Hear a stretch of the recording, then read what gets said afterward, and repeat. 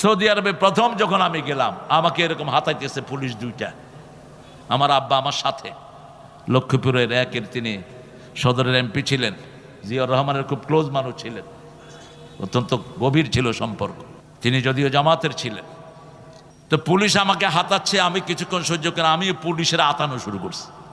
Police বলতেছে, আমি বলছি তুই আমার শরীরে হাত দিলি কেন? এই ইস্তাসুফ, তুই কি চাস? কয় আমি তাবিজ চাই। আমি তো তাবিজের জন্য পেটে হাত দিলাম। কয় পেটে হাত দিলা কেন? কইলাম বাংলাদেশের পেটেও তাবিজ বাঁধে। পুলিশ খুশি হয়ে গেছে, কয় নতুন জায়গা পাইলাম। এরপরে গলা খুললাম, গলাতেও তাবিজ।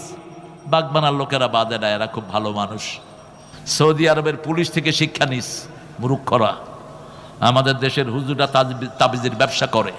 আপনাদের রাজশাহী অঞ্চলে ইদানিং তাবিজ দেখতেছি অনেকের গলায়। সৌদি আরবের একটা পুলিশের যে